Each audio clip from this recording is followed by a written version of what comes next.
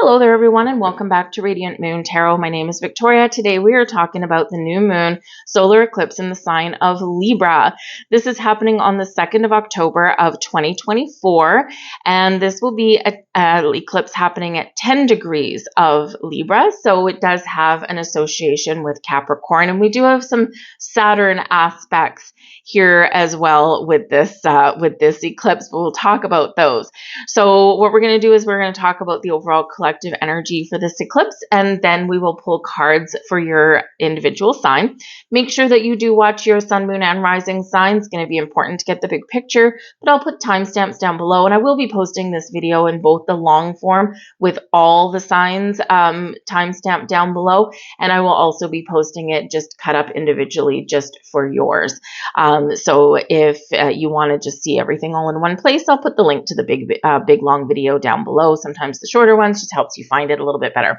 So October 2nd, 11:49 a.m. Pacific time. Adjust your calendar, adjust your clock for whatever time this is going to hit your personal time zone.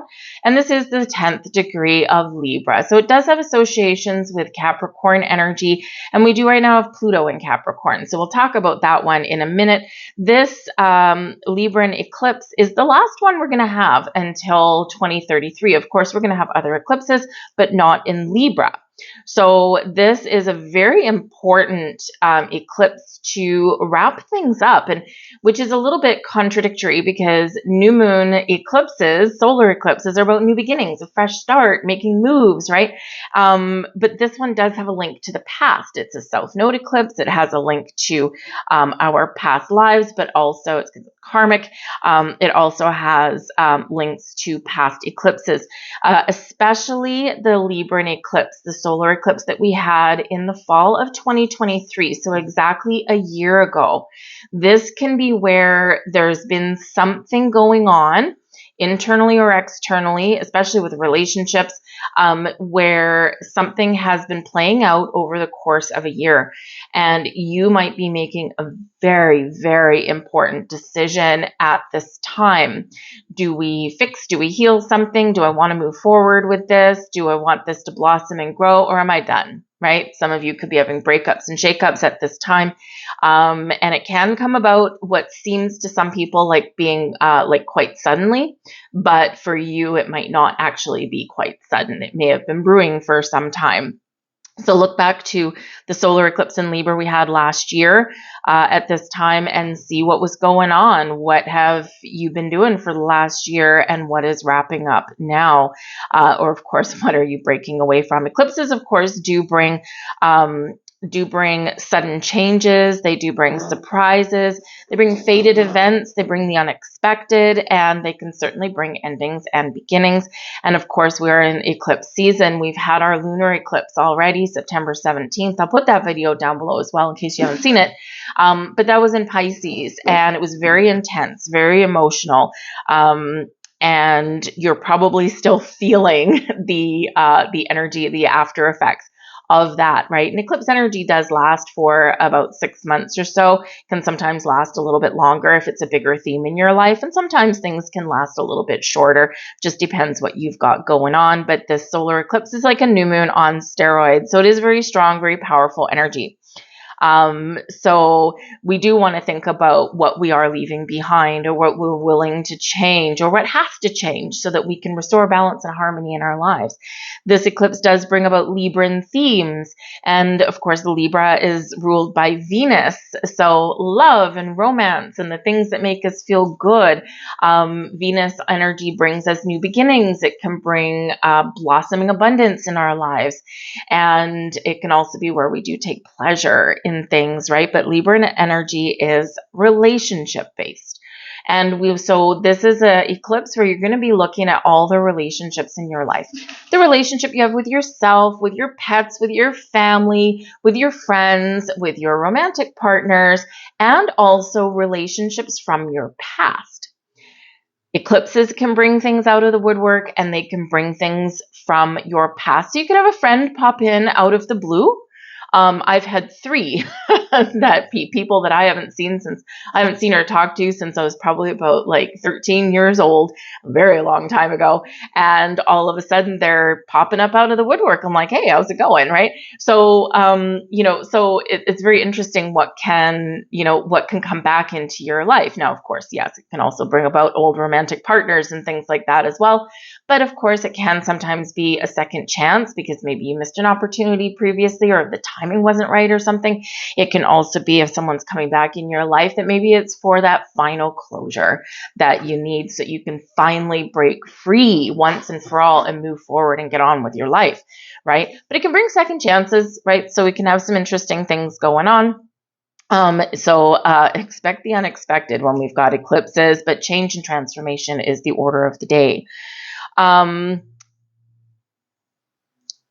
This eclipse is going to be conjunct Mercury. So very communicative energy, very talkative energy. You might have a lot of big ideas going on. October 1st, so the day before we have this eclipse, we have a Mercury cazimi. And a cazimi is when the planet is so close to the sun, it's like in the heart of the sun. But what this does is it brings us information. We can have downloads coming in, like spiritual downloads coming in. We can have a revelation. We can have some information. You might stumble across some key piece of information that's like, whoa, mind-blowing. Someone might reveal something to you, right? You could, again, have like a huge idea that, oh my goodness, why didn't I think about this before? So something there can certainly go on October 1st, October 2nd. So something quite interesting for a lot of people, or maybe it's just a key piece of information that you need to make an important decision in your life, but certainly some spiritual energy that's going on there as well. We do have to very quickly touch on the retrogrades that are happening around this eclipse. Very important. All right. We do have October 5th. Mars enters shadow period. So it's preparing to go retrograde. It's not full retrograde until December 6th, but when Mars goes into shadow, this is bringing in retrograde energy. So October 5th, if you are an Aries, okay, this is going to very much impact you. Mars is your chart ruler. So you might find that you are slowing down a little bit. You might find that you're reflecting on things a little bit more. You may find that you have a little bit more control over situations rather than being impulsive and fiery. So it could be like kind of a very tempering energy there for you for that. But Mars will be in retrograde fully December 6th up to February 23rd. Keep an eye on February 2025. It's going to be a big deal, okay? Same thing with going into next eclipse season in the spring. There's going to be a lot of things that are connected to this eclipse. So you could have some recurring themes. You could have some things that come up multiple times. And you could, of course, have more than one opportunity, right? But you could be hitting some milestones here also. So it's very interesting energy that we've got going on. But February 2025 is going to be very interesting. And when Mars is retrograde, it starts in Leo and finishes in the sign of Cancer. So it does do like kind of a little bit of a traveling effect there. But there could be something that starts and something that ends, or it could be something that maybe you put on hold and then you pick it back up again. October 9th, we have Jupiter going retrograde. All right. And Jupiter will be retrograde until February 4th. So if you are ruled by Jupiter, so Sagittarius and Pisces, because Jupiter is your traditional ruler, you might be feeling these effects more than other people. We're all gonna feel it, but you guys are gonna feel it a little bit more.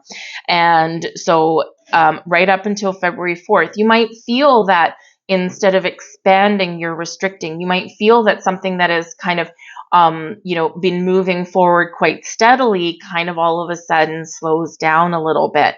And it's not a bad thing. It's just that it could be a pause for a reason, like a pause for the cause. It could be that maybe it's so that you can pay more attention to detail with something, right? It could be that, quite often when the universe slows us down a little bit, it's to protect us from something, right? So, take the retrograde time and the slowdown and some energy to use it to your advantage. October 11th, Pluto goes direct. All right. And Pluto is retrograde right now in the sign of Capricorn.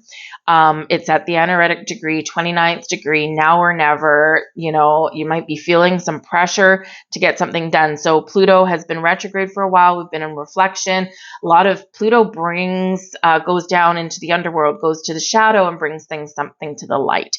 So there could be some revelations coming in. There could be some big ideas. It can also be where you've been reflecting on something for quite a while and now you're taking your power back, right? So Pluto brings change, transformations, endings, new beginnings, brings an evolutionary kind of energy, brings secrets to light. What is hidden is revealed, and it also focuses on, of course, wealth and power. So October 11th is when you might be supercharged to take some sort of action. So it's again a little bit of contradictory energy, because usually when we got these big retrogrades, it is slowing us down. But because Pluto is direct, this is a big deal. It's the last time it's ever going to be in Capricorn, right? In November, it goes back to Aquarius, where it'll stay for 20 years.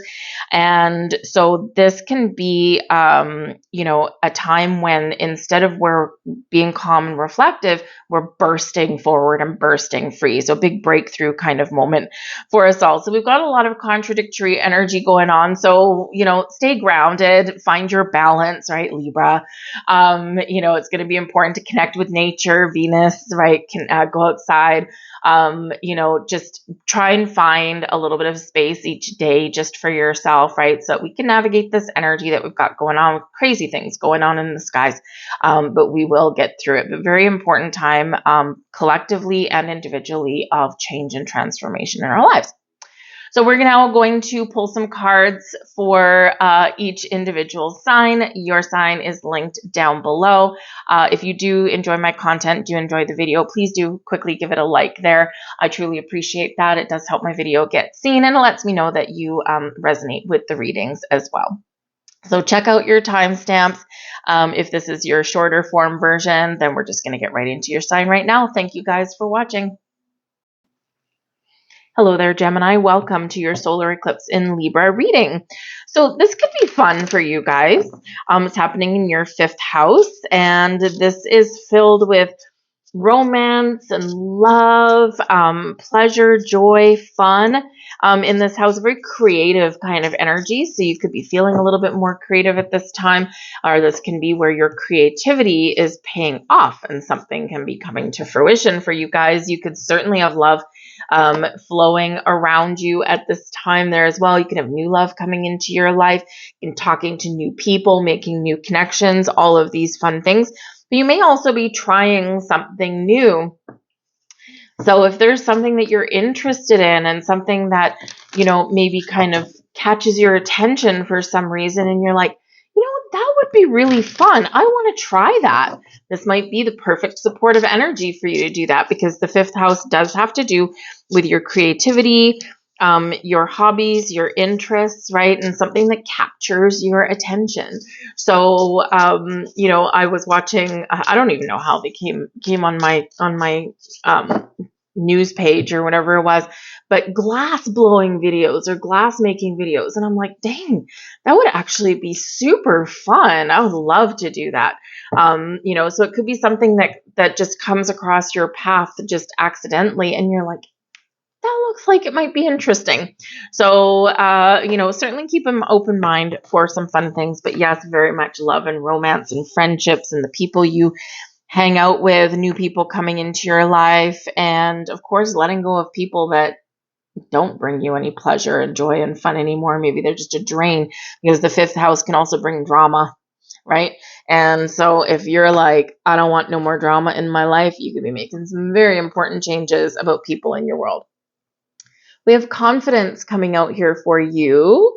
All right. So you need to, number one, believe in yourself. Be confident, be bold, be brave.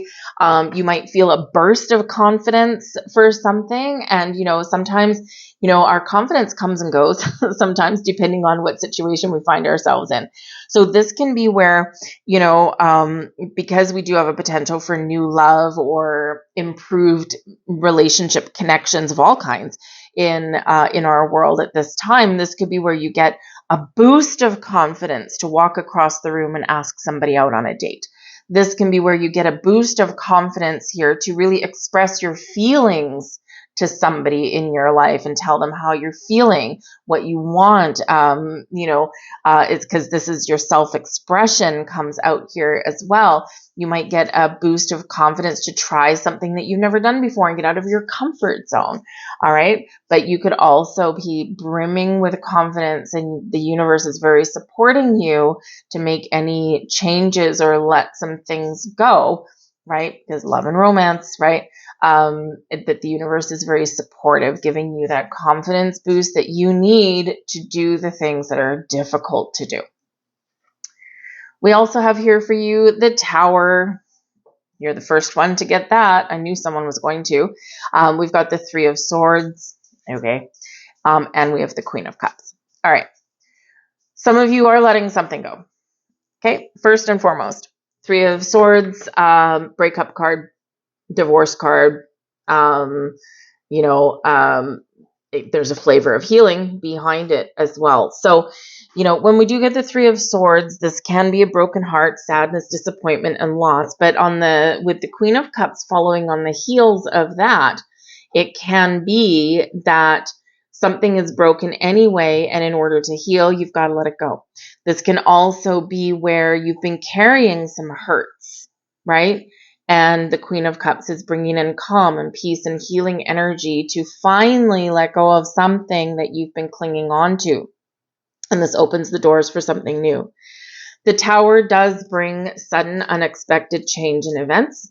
It brings in epiphanies, revelations, clarity, information, things that rock your boat, things that rock your world, and things that really, once you get this information or this clarity or this epiphany or this download, right? Once this happens, nothing is the same again. And we have no choice but to make change. We have no choice but to let something go. We have no choice but to get out of our comfort zone. So we can think of the Tower as, yes, something uncomfortable, something that's maybe been stuck for a while, but by letting things go, by letting things crumble away, we recognize the foundation that we've built, and we're making room for something new, something better in our lives, right? So the Tower does come in to help us. It doesn't always feel helpful because sometimes it does bring an extra dose of challenges with it, but it is setting us up for a better tomorrow. So with this Tower energy, you could all of a sudden have a massive healing that comes in, right? Out with the old, out with the past, out with the things that have keeping us going around circles and circles and circles, right? We're making way for something new, because, this can be where you recognize that, something that has disappointed you or something that's broken your heart previously is setting you up for a more positive experience and a more positive connection. I mean, the Queen of Cups can certainly be opening your heart, where you've got a closed heart, a sore heart, a hurt heart with the Three of Swords. But the Queen of Cups says, but now we're growing. Now we're opening up to new experiences. Now we're recognizing, that in order to grow or in order to figure out what makes us happy, we do need to go through some challenging experiences. So you could be gaining a little bit of wisdom at this time here as well. But the Queen of Cups does bring a sense of peace, love, healing, but also creativity and spiritual growth here as well. So you have some big changes going on internally and externally with yourself, with other people, with situations. There is this cleansing and purging, but there is also this simplification of things, and this awakening, this opening up to something bigger and something better and something more fulfilling and something that is happier, whether it's in you or whether it's outside of you. So really just expect the unexpected here, but get out of your comfort zone. We've said that already for you guys, right? Try something that you never tried before. Follow your heart. Queen of Cups, follow your heart. And you just never know where it will lead you. We're going to get one more card here for you guys and see what angel numbers are activating for you at this time and what that message is. Oh, we've got two. Would you look at that? And let's see. We have 999. I am unique. So something is coming to an end. Nines can certainly be where something comes to fruition or comes to completion for you. However, thank the past for your lessons and leave it where it belongs so you can make the best of the life that is still waiting to be fulfilled by only you. I am unique. Beautiful. And we have master number 22. I am aligned. You are in possession of incredible creative powers, and it is assured that you can achieve anything you wish. Confidence. I'll leave all that there for you guys. I hope there was something here for you. I hope you guys have a wonderful eclipse. I thank you for watching, and I'll see you next time. Bye-bye.